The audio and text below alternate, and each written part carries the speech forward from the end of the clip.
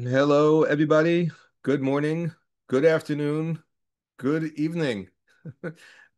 I know that we have people who are likely joining us from all corners of the earth, and so I I'm not quite sure where you are and what time of the day it is for you, but regardless, very much appreciate this opportunity.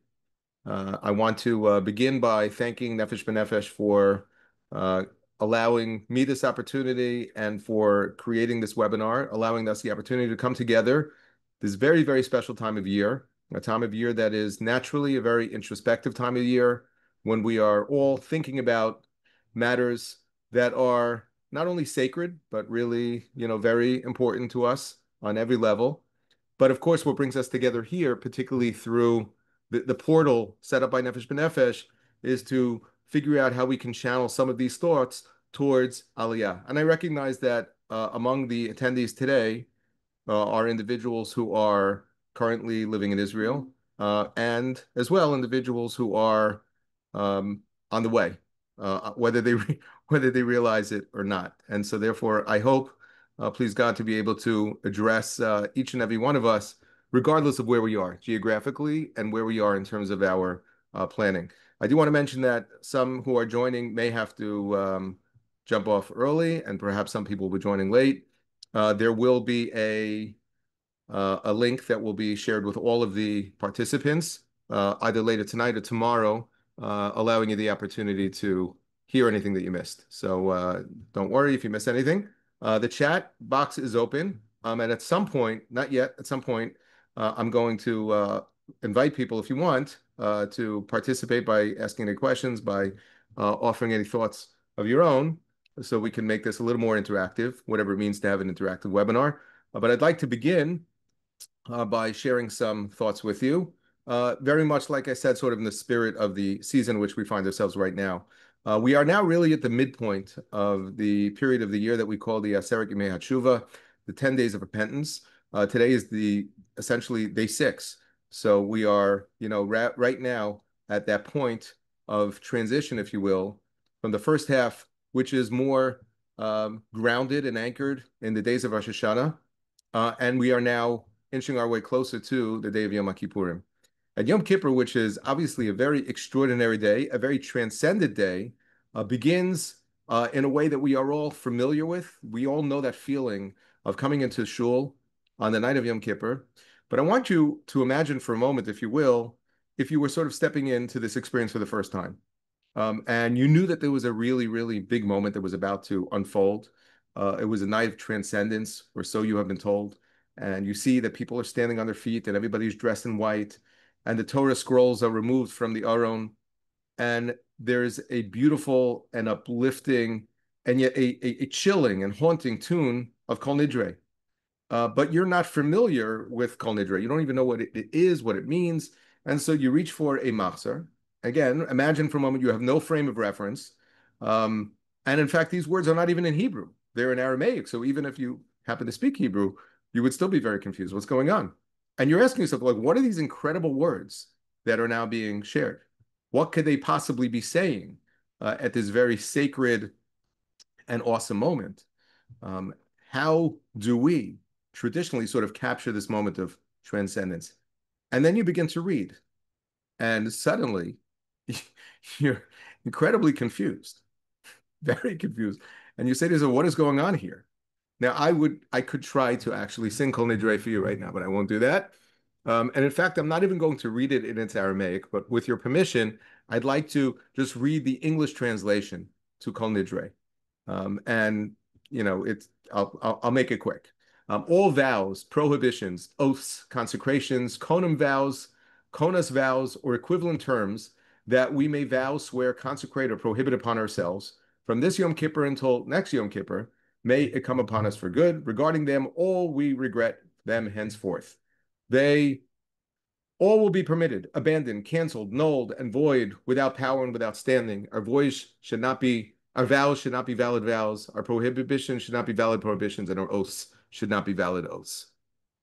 So if you are, again, sort of experiencing this for this first time, you're saying to yourself, what is going on here? what are these people saying? What are these people doing? Why are they gathered here on the holiest night of the year, talking about vows and consecrations and oaths, and people are almost like shaking and quaking in their spaces, very, very clearly, very moved, very taken. But why is this what we're talking about? And the truth of the matter is, the role of our focus on nidarim, on vows, on oaths, in general this time of year seems to play a very prominent sort of role. There is a tradition that we have that prior to the day of Rosh Hashanah, we recite what's called Hatarat Nidarim, in which we bring people together and go through a process. It's a legal process, and the details are not as important for the moment, but essentially, we are trying to go through the motions, if you will, to release one another of vows that we have made. Perhaps I have taken upon myself to do a certain good deed on a repeated basis, and now it is binding upon me. And so therefore, I'm going to go ahead and use this opportunity to try to release myself. But this is very strange. Like this is what we're thinking about on the day before Rosh Hashanah. When you think about it, there are very, very central themes in Judaism. There are certain laws that seem to be of great importance and very prominent and occupy a lot of our space and our mind and our thought and our literature. Nidarim doesn't seem to really occupy as a significant amount of a space. I think it's fair to say, in fact, that other than this time of year, we hardly really think about this. Every once in a while, a question comes up here and there, but it's not a major part of our religious practice, observance. But somehow, this becomes like front and center this time of year. And the question is, why? Why are we focusing on this? Why should vows dominate our minds and our hearts during this very, very holy time of year? So I'd like to suggest a possibility, which, as I said before, will hopefully enable us to sort of segue into conversations about Aliyah by suggesting that, Nedarim, a vow, a neder, a vow, is not to be understood in the most limited sense as being just a vow. And to be clear, there's nothing that is just a vow. A neder is a very, very serious commitment, which must be properly understood and managed. Okay. But we can understand it, and I think we should understand it more broadly. And a vow in this context could be understood as, let's say, any self-declared rule or a certain identity that I have, and I assume for myself, that limits possibility. We have certain beliefs that we hold to be very strong. In Hebrew, it's called a shita, or as some may pronounce it, a shita, a certain statement that feels factual, and it operates like it's legislation, and it shapes our lives. And over time, they harden into a real identity, and I resort to saying things. Well, that's who I am, and this is what I do, or I don't do that. These isms, if you will, which we don't necessarily formally express as vows, we don't necessarily say them as an oath. I don't necessarily say that in words, I swear, but the way I live my life seems to reflect that this is something that I really, really, really, this is a belief that I hold on to very strongly. So, for example, if I think about my identity, I may say about myself, I am not a leader. I don't speak in public. I just don't do it. That's not what I do. When it comes to the possibility of experiencing certain things, I may say, well, I could never do that. My career, it is what it is. It's never going to change. When it comes to timing, we may say, well, now's not a good time. Maybe later, maybe, after I retire. We are constantly, living our life based on a certain set of sort of self-imposed beliefs.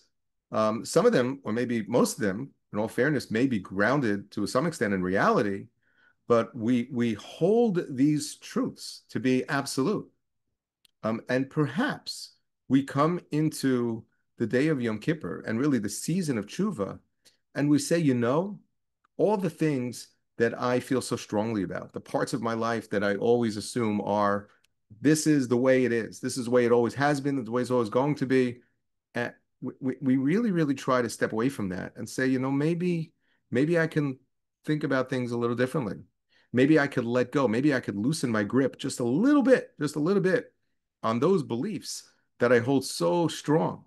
And the things that I always tell myself I must, or I can't, or I will never, I will always, these oaths, these vows, these nidarim, I take a closer look and I say, maybe not, maybe not. Maybe I come into the night of Yom Kippur and I try to let go. And I say, Kol Nidre, all of those vows that I've taken, all of those beliefs that I have, maybe I could look at them a little differently. A couple of weeks ago, we read before Rosh Hashanah, we read Parsha Nitzavim. And in this Parsha, coincidentally or not, there is a small section that talks about the mitzvah of tshuva. In all fairness, the Torah doesn't use that word explicitly in this context, but many of the commentaries, including the Ramban, Nachmanides, tells us that in fact, that's what it is talking about. And the Torah says, Ki ha-mitzvah hazot, this mitzvah that I am instructing you today, lo nifleisim umchava lo rechokahi. It is not beyond you. It is not so far from you. And the Torah then goes on using some very, very clear descriptive language, saying, lo bashamayim hi. It is not in the heavens, in which case you would say, as the Torah says, that I cannot possibly reach this. Mi yale lanu hashemayim. Who can actually ascend the heavens? It says it's not bashamayim.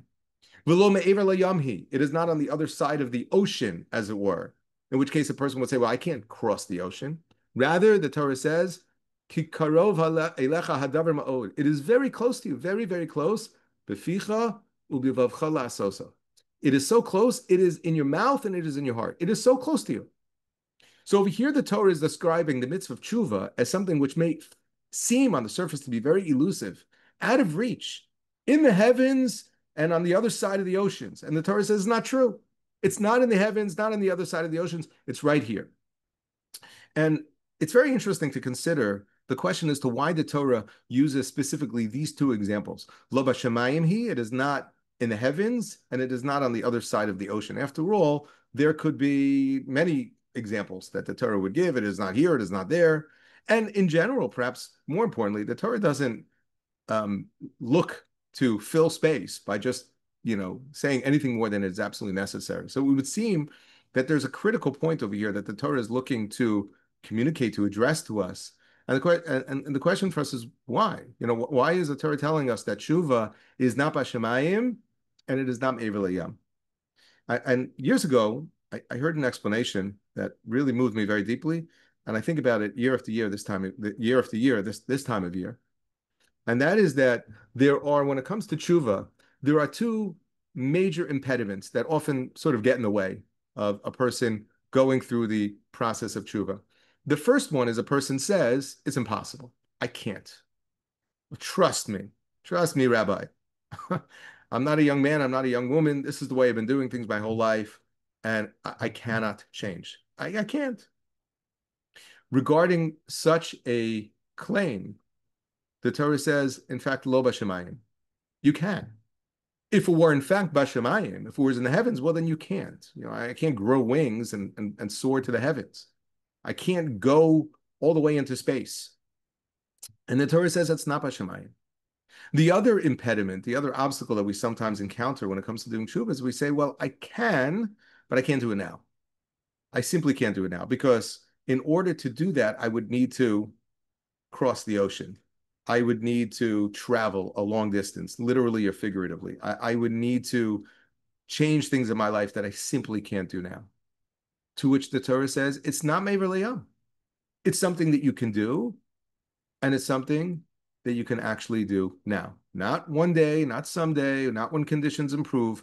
I can do it now. And when you think about it, the Torah is essentially telling us that if in fact we want to engage meaningfully in the process of tshuva, we can do it. It is not bashamayim. It is not impossible. It is not me'ever layam. It is not on the other side of the ocean, which makes it inaccessible. It is here. Beficha ubevavcha la'asoso. It's here. It's very, very close. What gets in the way is our belief that I can't. And that is the concept of a neder, perhaps. The concept of a vow is this idea that I can't. I simply can't. The challenges are too great. The obstacles are too many.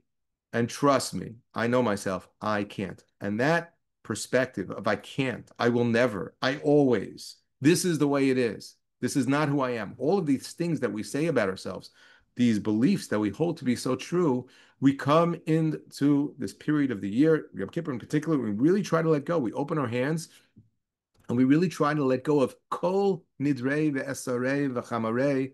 We really, really try to say, I'm coming into this with an open mind, with an open heart. When we don't do this, we can get stuck in life, and we at sometimes can get ourselves in a lot of trouble. I'll tell you something very interesting. 2 years ago, on Yom Kippur, it was the 50th anniversary of the Yom Kippur War to the day, right? The Yom Kippur War was in 1973.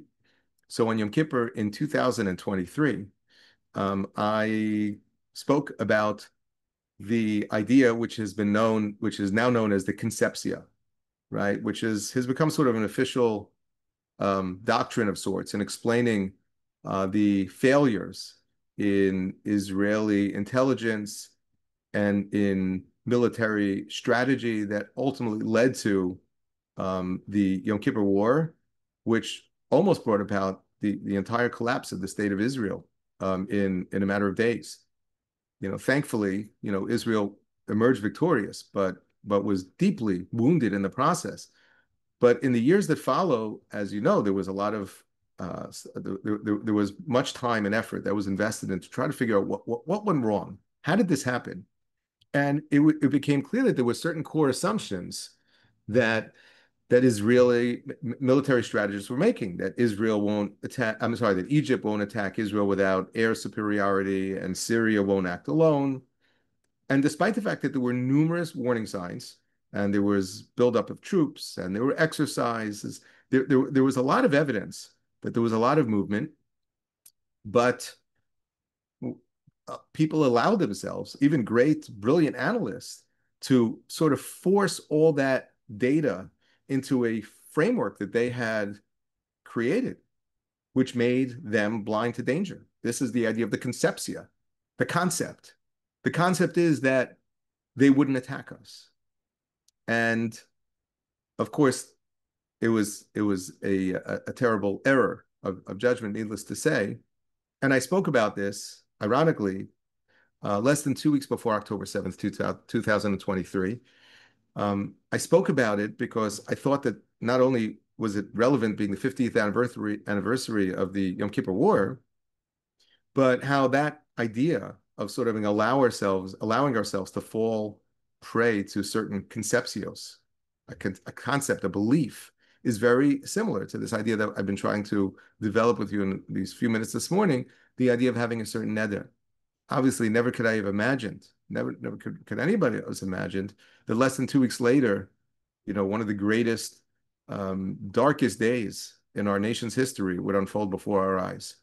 And it's not my place to say, and maybe it's too soon to say, and I'll leave it to others to explain and to analyze. But it's very clear, no matter how we ultimately assess what happened on October 7th, it's very clear that there was, in fact, a new concept. Some believed that Hamas wanted stability and they wanted governance and economic growth. And there were assumptions that deterrence was working and that Gaza was contained and the surveillance was secure. There was evidence that was overlooked, the tunnels and the training and the coordination with Iran, all of this. And there have already been books that have been published, and that's not really what I'm here to talk about today. But it led to a catastrophic event, a surprise of sorts, which was a very clear echo of 1973. It was 50 years later, almost to the day, quite literally. And so nations as well, like individuals, can easily get stuck in certain rigid paradigms, the way that we see things. And, certain frameworks, old frameworks, they become very self-fulfilling, even when they are outdated. And true liberation, it can come from the courage to say, um, you know, I would like to look at this with a fresh set of eyes. I would like to really consider this from a new perspective. I don't want to allow myself to be bound by certain beliefs that I've always held to be true. And when we think about Aliyah, on a national level, and on a personal level, we can easily discover what's inside of ourselves. And really, we should only really be thinking about ourselves. It's not my place anyway to, uh, I'm not here to judge anybody else. As some of you may know, I guess I'll mention it this time. My wife and I, decided several years ago to please God make Aliyah, which we're planning on doing this coming summer. And at a time in our life in which we are, personally and professionally still, thankfully, gaining a lot of meaningful fulfillment in terms of where we are here comfortably in Teaneck, New Jersey. And my background here is a virtual one. There's a picture of my future home, please God, in Meromei Shemesh. But it was a process that obviously took years and then months and weeks and days and hours. But it really required us to look very closely at all of those assumptions they were making. I think about our age. Maybe it's, I don't know, maybe we're just too old to start all over again. Maybe it's too late to learn Hebrew. I mean, I know Hebrew, but do I really know Hebrew? Do I know Hebrew well enough to be able to navigate my way through Israeli society? I know some of you may be thinking for a Meromei Shemesh, it's more than good enough. Fair. Um, when I think about my family, I mean, truthfully, in my case, it's not as relevant because the balance of my, children and my grandchildren already, thank God, live in Israel. But our parents who depend on us, and the impact that this will have on siblings. And of course, there are practical concerns. Can we afford it? My profession doesn't really transfer all that easily. And of course, we hear about the bureaucracy and concerns about having to adjust to a new culture. I'll never belong and I'll always be an outsider. And then thinking about the timing, it's a great idea, but maybe the timing isn't right. Maybe I should wait until, and you can fill in the blank. Maybe I should wait until it really feels right. Now, when you think about all of these ideas, they all sound like facts. They're actually all legitimate. There's nothing that I just said over here that I think is completely legitimate. Quite to the contrary. These are all very reasonable, very fair, very logical sort of concerns. But what happens is, and again, I'm just speaking about my own experience. What happens is over time, what happens, they come to legislate future choices and make things that would otherwise perhaps seem, and in fact be possible, it makes them seem impossible. And again, Kol Nidre, which is a liberating experience, which is how we begin Yom Kippur, tells us that we begin with these frameworks. It's not a confession. Before we get into confession and we start, clapping al chait and saying for this sin, we look at all the assumptions that we're making.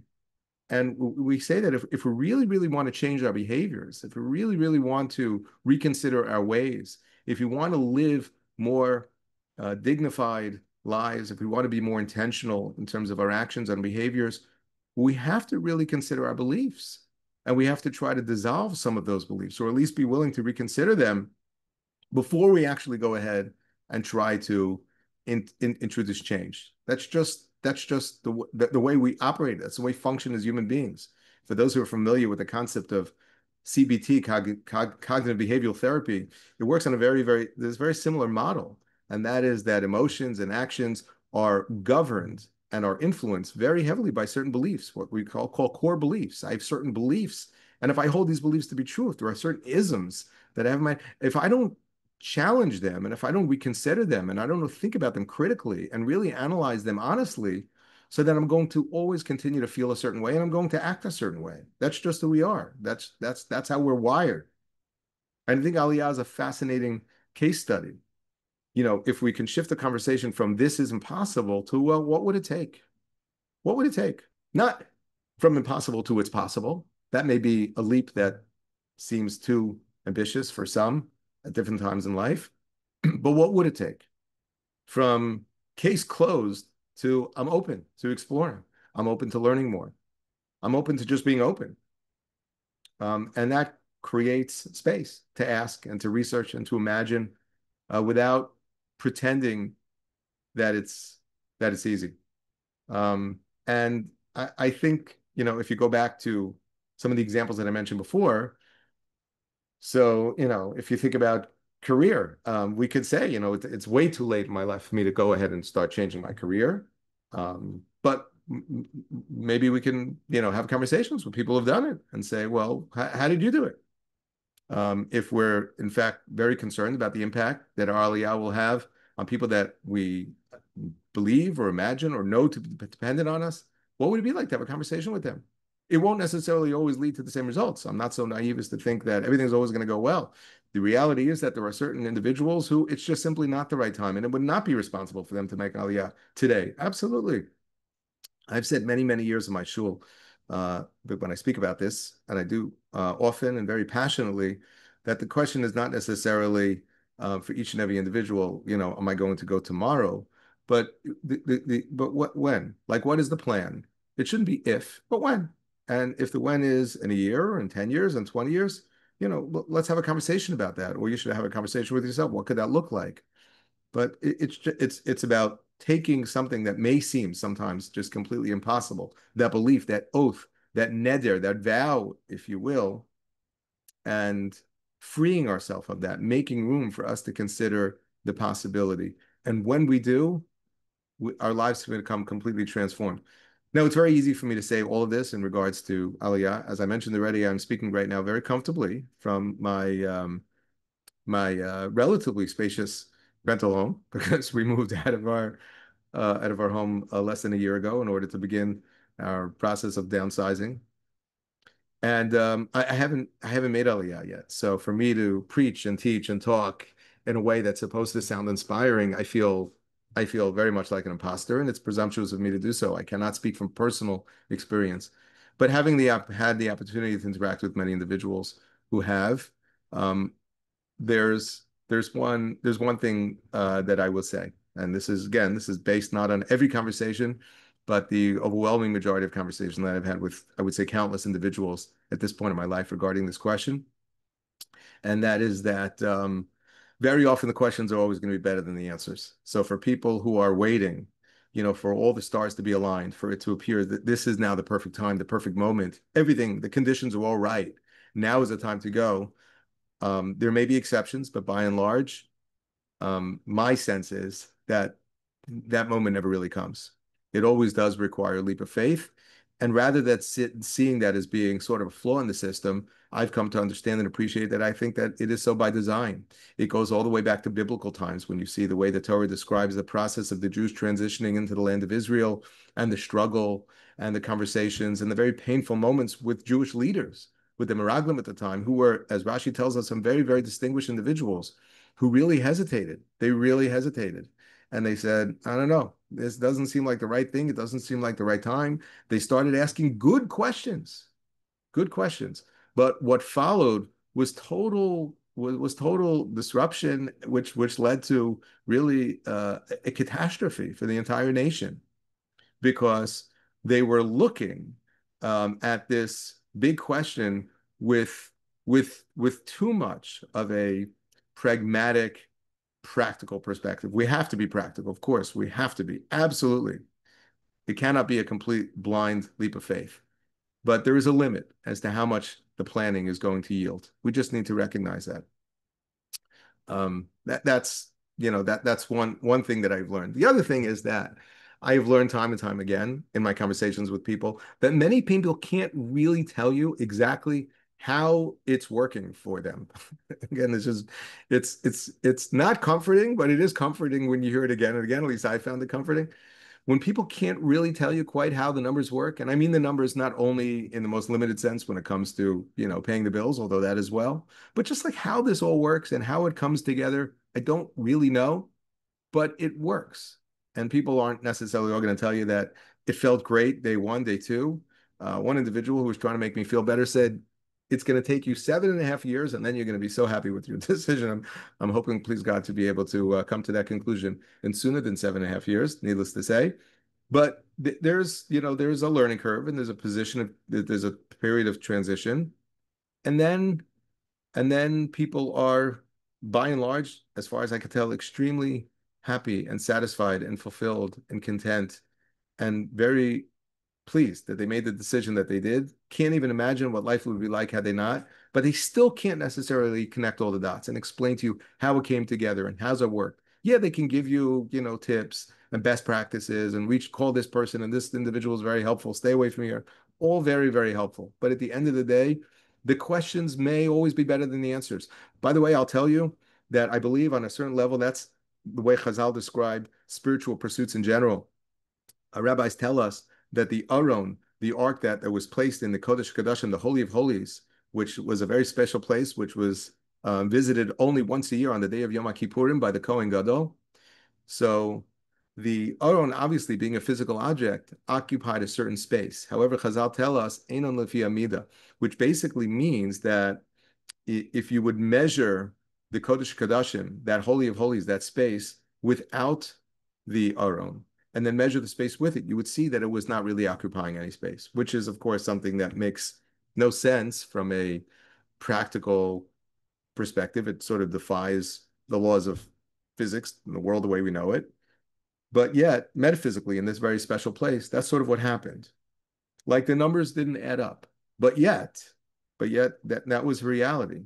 So when it comes to pursuing special, important pursuits in life and deciding to join what is slowly but surely becoming not just the present, but clearly the future of the Jewish people, as the balance of world Jewry is slowly but surely making its way towards the land of Israel, and to be part of that, to join that collective, to join that dream, to become like the Cholmim, Shir Amalos, as we say, B'shuv Hashem, Shivat Zion, Ayinu Kachomim, to be able to be part of that dream. That's an extraordinary gift that our generation has been blessed with, which, as we know, our parents, grandparents, great-grandparents only dreamed of, and truly only dreamed of, because most of them were not even able to even see a picture of the land of Israel. They couldn't even see a picture of it, let alone visit, let alone successfully traverse the oceans and to settle to establish themselves in the land of Israel. So I'm going to conclude my opening remarks. I apologize if it's taken too much time, but by just saying that I really do think that when we think about Yom Kippur and how we prepare for this time of year and the concept of tshuva, and specifically our seeming obsession almost with vows and how it plays such a central role both before Rosh Hashanah and particularly at the first moments of Yom Kippur, and that very, very, very special transcendent moment, we should think about it not in the most limited way as being, I'm here to go ahead and be matir, particularly neder here and there, but really it's about letting go of all of these beliefs that I hold to be so true, these sacred beliefs, these vows that I've always held to be true, that I just can't do things differently. I can't think about things differently. And if we could release ourselves of those, anything's possible on a personal level, in terms of our own growth, our self-improvement, our ability to go ahead and look honestly and closely at ourselves and who we are and who we want to become. When it comes to our desire to grow spiritually and improve our relationships throughout the year, and when it comes to this question of Aliyah, to be able to look at it with open mind and open heart, and to no longer say, I can't, it's impossible, not now, but to really to embrace the possibility that it's not b'shamayim, it is me'ever layam. If you live where I live, it definitely is on the other side of the ocean. But me'ever layam today does not mean like what it once did. There was a time where me'ever layam didn't mean you hop on a plane and you're there in 10 hours. Me'ever layam, meant something much different. So it's not b'shamayim and it's not me'ever layam. Rather, it is b'finu, u'vilvavenu. It is in our mouths and it is our hearts, and this is something that we can achieve.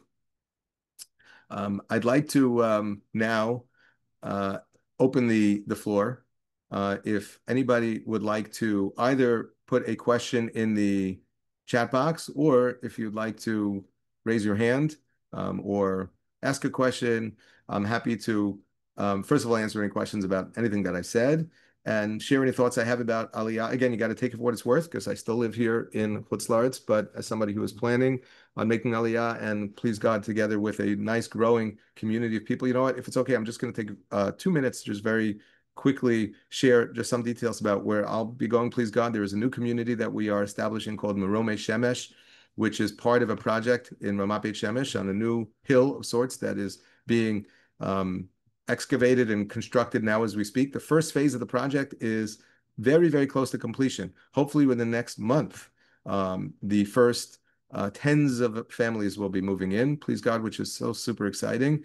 And over the course of the next several years, the plans are for this project to continue to grow. What's exciting about this personally, and this is, an idea that I think can be appreciated universally, is not so much the specifics about the particular project, which I'm happy to speak about, but just the idea of communal aliyah, of attracting a wide range of people, not necessarily coming from one specific community geographically, but like-minded people who are looking to make aliyah together. And I recognize that there may be different attitudes and perspectives when it comes to this. There are some who say, you know what, if I'm going to do it, I want to really go ahead in a complete immersive environment, and I'd like to put myself down in a community where nobody knows any English and to have to really, figure things out on my own. And to which I would say that's wonderful. You should be blessed. That's really amazing. Other people, right or wrong, agree or disagree, would like to have a little more of what some would call sort of a softer landing and feel that the experience will be ultimately more comfortable for them if they can integrate as part of a group. And so the idea of encouraging, and I'm seeing this more with other projects and other initiatives, more communal aliyah. It's a very, very beautiful idea, and it's one that I encourage people to consider, if not for yourselves, promoting it, sharing it with your friends, and just to get excited about the concept, because it really is, again, on a communal level, this is something that should really excite us to see groups of Jews that, again, that are not necessarily living within a square mile of one another, wherever they happen to be living. Chutz La'aretz. I just received an email, believe it or not, this morning. I haven't responded yet, from somebody from Belgium who said he's interested in finding out more about how he can bring a group of Jews together from Belgium to settle in Israel. It's absolutely amazing. It's absolutely amazing to see, literally, the fulfillment of our prayers, thousands of years of asking for kibbutz galuyot, to see, the ingathering of the exiles by individuals, families, and communities as well. Okay, Shoshana, um, I'm going to call on you, and I hope that means you can unmute yourself. And if you can't, let me know. We'll figure that out.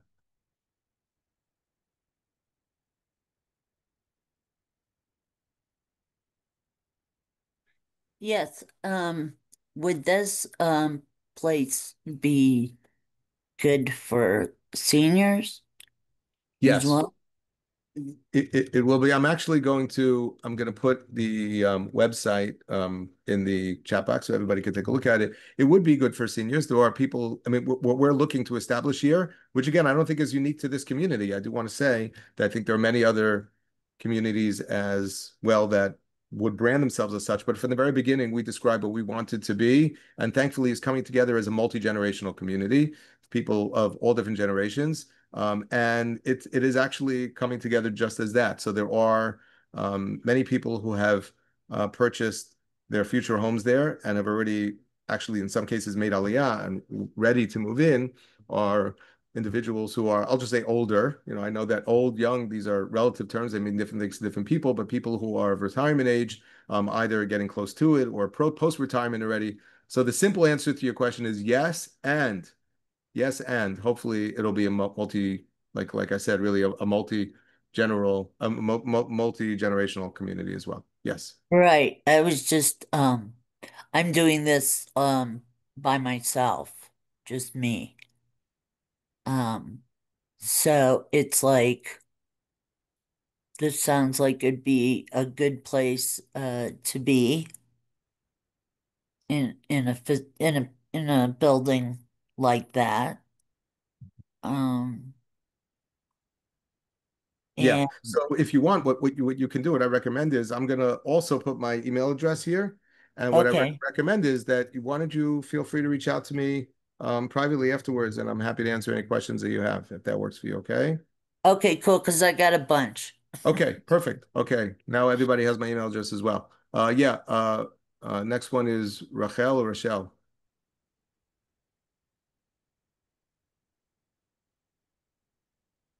Yes, Rochelle. Thank you. Actually, Sure. if you asked the same question, I'm also making Aliyah as a recent retiree, hopefully in December, but I'm single. I have some family in Israel, but I'm a single woman. And I guess, it really is a different reality for people like me than people with booming families. I mean, that's just the fact. No complaints. It's the fact. So what's there? What would attract me to coming there? It looks like a lovely place, but why would somebody like me, a woman of a certain age, single, what would I get out of being there other than just living in a lovely place? Like what's there in the evening to keep me busy, keep me and Yeah. useful? Yeah. So nice to meet you, Rochelle. And I'm going to say, as I said to Shoshana as well, feel free to reach out to me because I'm happy to, spend more time answering your questions offline. But I would just say generally, along the lines of what I said before, of it being a multi-generational community, not only multi-generational, but we do have, again, and I don't think that this is unique to this community because I'm trying on the one hand to sort of promote and to speak about what it is that I'm part of, but I don't think that this is true and sort of exclusive to this. I do imagine, and what is coming together is a community that will be very comfortable and welcoming to people who have all different types of, family dynamics, individuals who are single, individuals who are empty nesters, people who are widowed, divorced. And this is not just in theory, because I know that among the people who have bought in, who plan on moving as soon as this summer, if not sooner, do fall into these different categories. Like any community that's a healthy and vibrant community, there will be places and outlets and points of connection for all individuals who can uh, both, give and receive, depending on where it is that they are and what it is that they have to contribute to the community. I really think that that's sort of like what it means to be part of a vibrant Jewish community. Is there anything specific and unique about this particular project that would make it more or less appealing to an individual who is single? I don't think so. But I say that both to, I'm being honest, the good news and the bad news, because the bad news is no, it is not a singles community, but there is no reason why I could think of why you would not feel comfortable and welcoming for individuals who are, living by themselves. But in terms of your question, in terms of nightlife, listen, right now it doesn't really exist. We're very, very close. But the idea over here is that we will have, and somebody actually posted over here, where will the shul be? So I'm going to answer that question as well right now. The plan over here is that from the very beginning, actually, if you see behind me in this picture, there is a picture of a series of buildings. The first 7 buildings have been they're almost near completed. You actually visit them even today. If you happen to be there, you can take a look.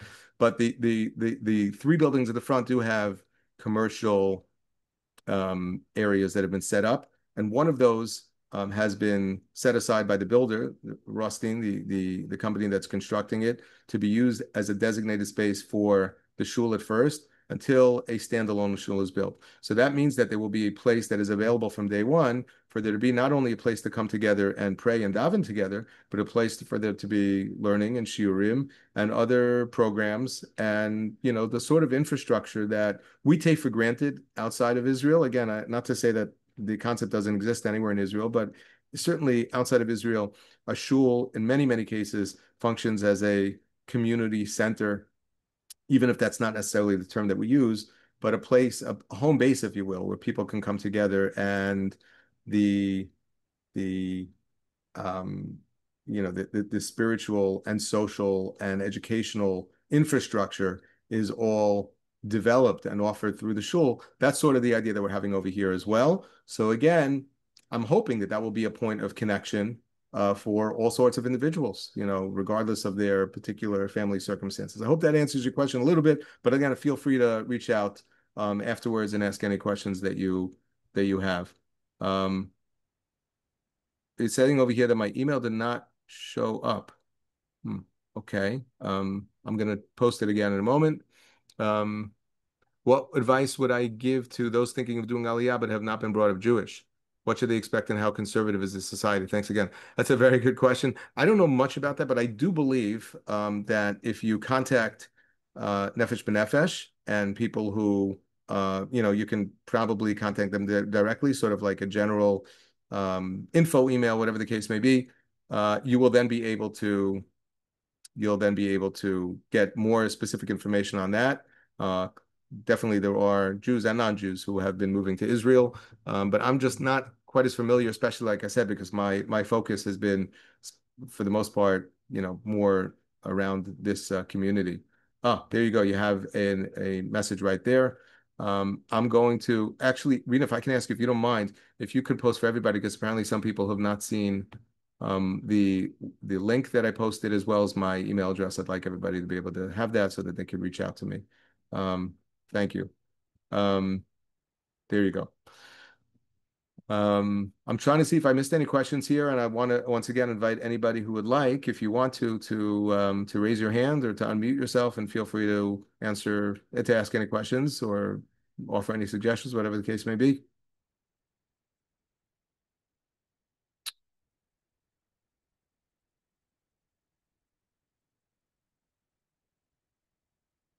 Shoshana and Pamela. We'll start with Shoshana and Pamela.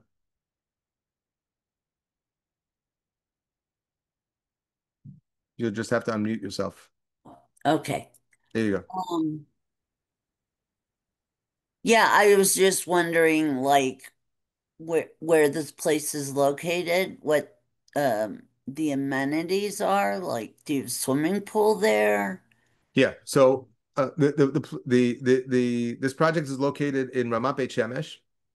It is part of a larger area of that very, very wide, growing part of Israel. Beit Shemesh is I think one of the fastest growing communities in all of Israel right now. Currently, I think about 150,000 residents, and it's expected to double within the next 10 years. So there's a lot there. Beit Shemesh is located almost equidistant between Tel Aviv and Jerusalem, so it gives you an idea where it is. It's a central part of the country. A lot of amenities. This particular project does not have a pool.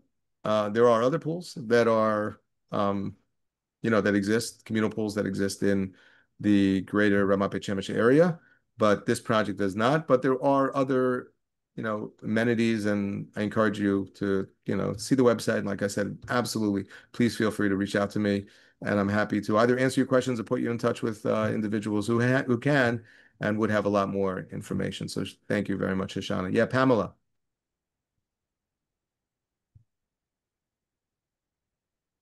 Can you hear me? Yes. I was wondering, high rises don't really appeal to me that much, but I want to be around other people. Is there outdoor area there, or I Yeah. mean, So yeah, I mean, for whatever it's worth, they don't appeal to me either. I mean, it's one of the, I mean, going back to, what I spoke about before in terms of the truths, there were certain assumptions that my wife and I always made. And one of them is that, we would always sort of live in a detached home because that's what sort of what we're used to for the last 50 plus years. But we've since moved on, needless to say. I will say again, without getting caught into, I don't want to talk about too many of the details about this particular project and the hardware aspects of it, but I will say that it is actually being designed and planned as a very spacious area with a beautiful like promenade in between the two rows of buildings with a lot of outdoor space and parks and playground areas and very large lobbies, and each apartment has like a mirpeset, a deck for which can accommodate a sukkah. So like it is being planned and designed with that in mind. But there are certain areas in Israel, Beit Shemesh is one of them, where they're really, I don't know if this is actually legislated by law or not. It's not clear to me, but it seems that it's very unusual at this point to find separate detached homes that are being built just because of they're very densely populated. So like Tel Aviv and Jerusalem and Beit Shemesh, there are sections of the country undoubtedly where you can go and you can, probably purchase several acres of land. And I don't know what they call them. They probably don't call them acres in Israel. I'm still thinking in terms of square feet, not square meters, but it is part of the adjustment for many, many people. I think actually most of the people that I know who have bought into this project are not coming from an apartment. But it's a reality that I don't live there yet, but I've since sort of come to embrace. There are people who are specifically choosing to live on top, to have more space on the top of the building or on the ground level where they have like a garden. And even though it is part of a larger complex, a little more of a feel of sort of having, one's own space. But it is, this particular project does not include any separate standalone units, but there are certainly many other projects, and even some in Beit Shemesh that do still offer that. I don't know that there are new constructions that are happening, but certainly existing projects. Yeah, thank you. Thank you. Thank you. Any other questions?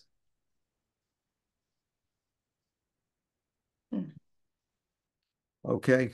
So I want to thank each and every one of you for joining us today. Thank you very much. This was, like myself, I said before, myself personally, a treat and a privilege. I want to once again thank Nefesh B'Nefesh for setting this up and creating this space and for inviting you into this conversation. As I mentioned beforehand, you will have the opportunity to review this, especially if you came late or if anybody was listening and had to leave early. And I encourage you to follow up and feel free to reach out to me if you have any questions about this project, about our personal plans to make Aliyah, or anything else that may relate to this topic or anything else. Feel free to reach out. I look forward to hearing from you. I'll take this opportunity to wish each and every one of you a Gemar Chatima Tova, hopefully, which is a greeting that we offer ourselves this time of year, one another, that the coming year should be one of health and success and personal fulfillment. And at any point along the Aliyah journey that you find yourselves, if the thought started today, or if you made Aliyah 50 years ago, wherever you are in this conversation, hopefully it's a process that is ever continuing. Even after you have made Aliyah, hopefully you're continuing to do so. The word Aliyah really means to ascend, to go up. It happens to be that geographically, for some of us, when we make Aliyah, we're actually, we're going up, so to speak, northward.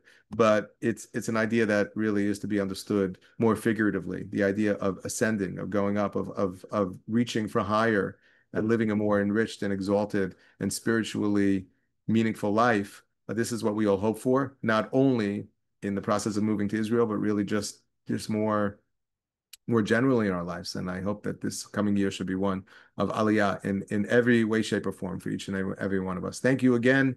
Have a wonderful day or a wonderful night, wherever you are.